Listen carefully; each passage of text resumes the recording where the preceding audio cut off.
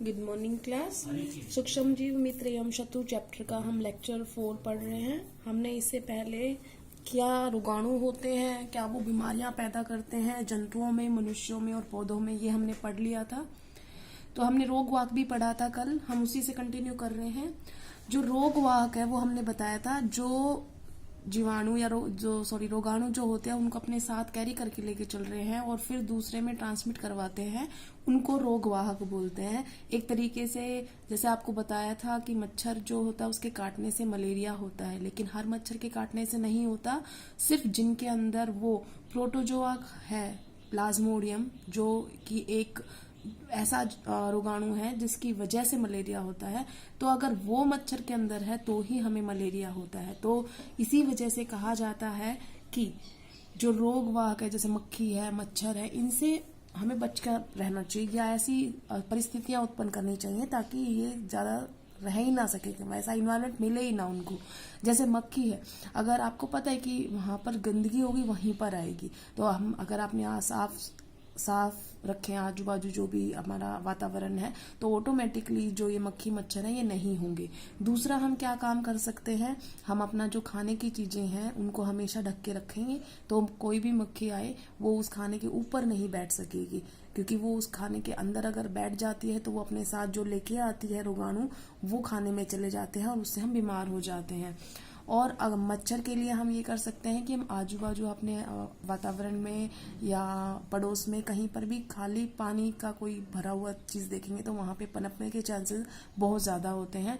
तो अगर कोई खाली ट्यूब पड़ी है, टायर पड़ा है, उनमें पानी भरा है, तो हमें उनको खाली कर देना चाहिए। पानी भरना नहीं चाहिए वेस्ट। जो इस हिसाब से अगर कूलर का पानी है, क्योंकि अभी गर्मियां शुरू होने वाली हैं, तो कूलर का पानी भी हमें हर सप्ताह चेंज करते रहना चाहिए, नहीं तो उसमें भी मच्छर पनप सकते हैं। तो ये तो हो गया रोगवाहक के बारे में। तो अगर हम अपनी साफ सफाई रखें तो ऑटोमेटिकली हम बहुत सारी बीमारियों से निजात पा सकते हैं। अब जैसे इसी से रिलेटेड अगला है फूड पॉइजनिंग। आपने देखा भी होगा कई बार क्या करते हैं, आप बाहर कहीं खाना खा आते हो, जैसे बोलते हैं ना जिसको स्ट्रीट फूड, बाहर खा लेते हो, बर्गर खा लेते हो, चाउमीन खा लेते हो, रास्ते में कहीं दिखा आपको अच्छा लगा, आपने खा लिया, और उसके बाद आप घर आते हो तो आपको उल्टियां होनी शुरू हो जाती हैं। तो वो सब क्या हुआ, क्योंकि आपने वो खाना खाया, उस वजह से आपको वो जो खाना था वो प्रॉब्लमेटिक था। इसका मतलब वो खाने में प्रॉब्लम थी कुछ, जिसकी वजह से आपको वो प्रॉब्लम हो रही है वॉमिटिंग की। उसकी ज्यादा अगर दिक्कत हो तो कई बार फूड पॉइजनिंग इतनी हद तक हो जाती है कि कई बार डेथ भी हो जाती है। लेकिन फूड पॉइजनिंग है क्या, वो समझने के लिए देखो, फूड मतलब खाना, खाद्य, पॉइजनिंग मतलब जहर, विषाक्तन, खाद्य विषाक्तन। खाद्य विषाक्तन का मतलब है कि जो कई बार सूक्ष्म जीव होते हैं वो उस खाने के अंदर मौजूद होते हैं, क्योंकि बाहर से ऐसे ही रखा था खुला खाना, कोई मक्खी आई बैठ गई, तो वो सूक्ष्म जीव अपने साथ लेके आया, उस खाने को उसने क्या कर दिया, खराब कर दिया, संदूषित कर दिया। तो उसके खाने से हमें फूड पॉइजनिंग होगी, क्योंकि वो जो सूक्ष्म जीव है वो अब हमारे अंदर आ गया है। कई बार वो सूक्ष्म जीव की वजह से होता है, कई बार वो सूक्ष्म जीव कुछ विषैले पदार्थ खाने में डाल देते हैं, छोड़ देते हैं, जिसकी वजह से हमें फूड पॉइजनिंग होती है। तो आपको अगर फूड पॉइजनिंग से बचना है तो आप हमेशा ऐसी जगह पे खाना खाएं जहां आपको लगे कि ये सुरक्षित है, खुली नहीं छोड़ी गई है, वहीं पर।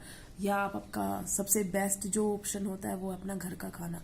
ठीक है, अब आते हैं हम खाद्य परिरक्षण पे। देखो, खाद्य परिरक्षण, खाद्य मतलब फूड, परिरक्षण रक्षा करना, इसका मतलब खाने को बचाने के लिए, रक्षा करने के लिए क्या करा गया है। तो सबसे पहले आपने देखा होगा, जैसे हम अपना खाना बनाते हैं या चिप्स ही बनाते हैं, फॉर एग्जांपल हमने आलू के चिप्स बनाए, आपने आज नहीं खाया, आपका मन नहीं किया, अगर आपने घर पे आलू के चिप्स बनाए हैं तो आप 1 दिन 2 दिन में वो उसके बाद खराब होने लग जाते हैं, आप उसी वक्त खाते हैं उनको। लेकिन आप जो बाहर से लेके आते हो, जैसे कोई लेज, कुरकुरे, इस टाइप की जो चीजें लेके आते हो, उनके अंदर जब आप देखते हो तो वो वैसे ही मिलते हैं आपको, जबकि वो 6 महीने पहले, 4 महीने पहले, 2 महीने पहले ऐसे बने होते हैं। तो ऐसा क्या डाला जाता है उनके अंदर जिसकी वजह से वो खराब नहीं होते, तो वो होते हैं प्रिजर्वेटिव, परिरक्षक। ठीक है ना, जैसे कभी भी देखना पैकेट के पीछे इंग्रेडिएंट्स में लिखा होगा कि सोडियम बेंजोएट है या सोडियम मेटाबाइसल्फाइट है, ये सब क्या है, ये प्रिजर्वेटिव है जो उस खाने को खराब होने से बचा रहे हैं। या आप अगर घर में आप कभी देखोगे तो फॉर एग्जाम्पल कभी अचार देखा होगा आपने, आपकी मदर घर पे बनाती है, तो अचार में देखना बहुत ज्यादा, एक तो नमक तेज होता है, दूसरा जो तेल होता है वो डाला जाता है और ऊपर तैरा दिया जाता है। वो इसलिए क्योंकि तेल के अंदर वायु पास नहीं हो सकती, तो वायु जो है अंदर नहीं जाएगी तो सूक्ष्म जीव पनपने के चांसेस क्या हो जाएंगे, कम हो जाएंगे, और वायु भी उपचयन नहीं कर पाएगी, ऑक्सीडेशन नहीं कर पाएगी। और नमक जो है, सूक्ष्म जीव ज्यादा नमक जहां होगा उस वातावरण में वो नहीं स्टे कर पाते। तो नमक, चीनी, सिरका, तेल, ये सारी ऐसी चीजें हैं जिनके अंदर सूक्ष्म जीव नहीं पनप सकते, तो इस वजह से ये चीजें डाली जाती है। जैसे फॉर एग्जांपल अचार में तो हमने बोल दिया नमक तेल डला है, लेकिन जो मुरब्बा होता है उसमें तो चीनी डलती है ना सिर्फ, तो ना ही नमक है ना ही तेल है, तो वहां पे एक्सेस चीनी डाली जाती है। तो चीनी जो होती है वो भी माइक्रोब्स को नहीं पनपने देती। तो ये सारी चीजें हैं जो एक तरीके से उसको प्रिजर्व कर रही हैं। अचार कई दिन तक चलता है, एक तो दिन नहीं चलता है, 2-2 महीने 3-3 महीने तक चल जाता है। तो यही रीजन है कि वो ये चीजें इनको रक्षा कर रही हैं आपके खाद्य पदार्थ की। उसके बाद आपने देखा होगा पास्चराइजेशन आप घर में करते हो, नाम ही आपने नहीं सुना होगा, नहीं तो बाकी करना ये काम रोज होता है। जब भी दूध आप लेके आते हो घर से, चाहे कहीं से लेके आओ, चाहे दूध वाला देकर आए, तो आते ही सबसे पहले आपकी मदर क्या काम करती है, उसको छान के और गर्म करती है। उबाल बिल्कुल आ जाता है, उसके बाद उसको बंद कर देती है और ठंडा करके फिर फ्रिज में रख देती है। तो ये क्या है, जो दूध को जब बहुत ज्यादा गर्म किया और फिर उसको ठंडा करके किया, तो उसके अंदर जो जीवाणु थे, जो सूक्ष्म जीव थे, वो खत्म हो गए। तो इस प्रोसेस को बोलते हैं बेटा पास्चराइजेशन। और लुईस पास्चर थे जो फर्स्ट थे जिन्होंने इस की खोज की थी कि इस तरीके से जीवाणु मुक्त किया जा सकता है दूध को। तो ये पास्चराइजेशन एक टेक्निक होती है। इसीलिए खाना भी है, अगर आपको खाना बचाना होता है तो अगर आप मान लो अभी आपने फ्रेश खाना बनाया और वो बच गया, तो उसको गर्म करके उसको फ्रिज में रख दोगे तो वो खराब नहीं होगा। ये नहीं है कि आप 3-3 दिन पुरानी चीजें खाओ, जितना आप फ्रेश खाओगे बेटा उतना अच्छा है।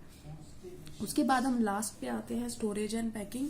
इसीलिए आपने कभी भी देखा होगा, जैसे आपके चिप्स के पैकेट अभी मैंने बोले, जितनी भी खाद्य पदार्थ आती है आजकल जो आती है वो बिल्कुल एयर टाइट आती है। ठीक है, एयर टाइट पैकेट होते हैं, उनके अंदर वायु जो है प्रवेश नहीं कर पाती।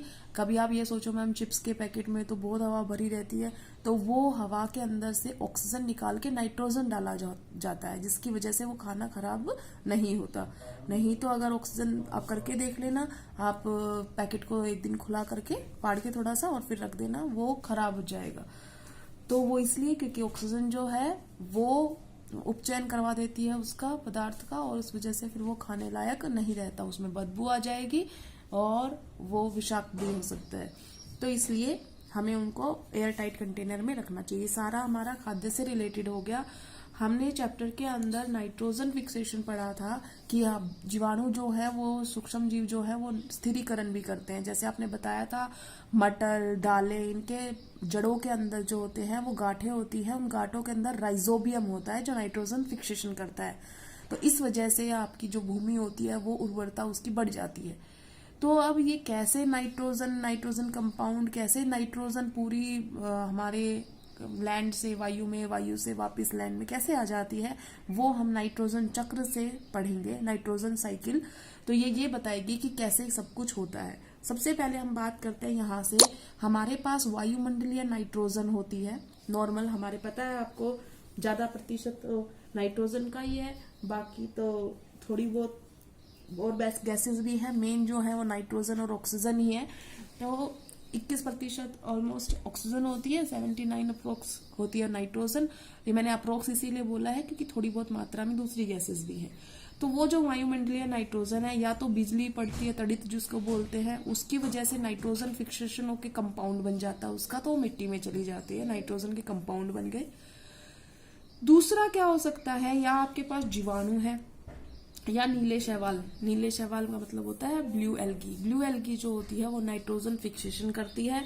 वो नाइट्रोजन पहले तो नाइट्रोजन को फिक्स करेगी, फिर उनको कंपाउंड्स में चेंज करेगी, और वो उन जीवाणुओं की मदद से, शैवालों की मदद से मिट्टी के अंदर क्या पहुंच गए, नाइट्रोजन के यौगिक, नाइट्रोजनस कंपाउंड की फॉर्मेशन हो चुकी है। तो 2 तरीकों से हुई है बेटा, एक तो तड़ित द्वारा और एक जीवाणु और नीले शैवालों द्वारा। तो ये तो बन गए, मिट्टी में आ गए, पहले हवा में नाइट्रोजन थी, अब ये मौजूद हो गए मिट्टी में नाइट्रोजन के कंपाउंड। जब पौधे जब बढ़ते हैं तो वो नाइट्रोजन के कंपाउंड्स का अवशोषण करते हैं जड़ों द्वारा, और जब वो पौधे बड़े हो जाते हैं, उनमें फ्रूट लगते हैं, या तो फ्रूट्स हम खा लेते हैं या जंतु उनको खा लेते हैं पौधों को, तो अब वो जंतु में पहुंच गए हैं, ठीक है, वो नाइट्रोजनस कंपाउंड्स। और जब वो जंतु या तो उत्सर्जन करते हैं, जैसे बोलते हैं ना कुछ हम रोज कुछ विषैले पदार्थ जो हमारी बॉडी में बनते हैं वो बाहर निकाल दिए जाते हैं बाय यूरिन, तो ये जो होता है इसे उत्सर्जन बोलते हैं। तो या तो उत्सर्जन द्वारा या जीवों की मृत्यु के उपरांत वो जो मिट्टी है उस मिट्टी में वो सारे कंपाउंड चले जाते हैं। तो ये जो होता है ये वापस किस में आ गया, मिट्टी के अंदर, उत्सर्जन द्वारा या जीवों की मृत्यु के बाद, तो ये दोबारा से मिट्टी में आ चुका। अब जो ये नाइट्रोजन कंपाउंड है वो वापस वायुमंडल में कैसे गया, जीवाणुओं के द्वारा। कुछ जीवाणु जो होते हैं वो नाइट्रोजन फिक्स करते हैं, कुछ जीवाणु होते हैं वो नाइट्रोजन यौगिकों को नाइट्रोजन में वापस से बदल देते हैं। तो एक प्रकार के जीवाणु क्या करते हैं, नाइट्रोजन को कंपाउंड बनाते हैं, एक प्रकार के जीवाणु वापस उसको नाइट्रोजन में बदल देते हैं। तो इस तरीके से ये चक्र चलता रहता है। तो आज हमने पूरा चैप्टर कर लिया है, कल से हम क्वेश्चन करेंगे। Thank you class.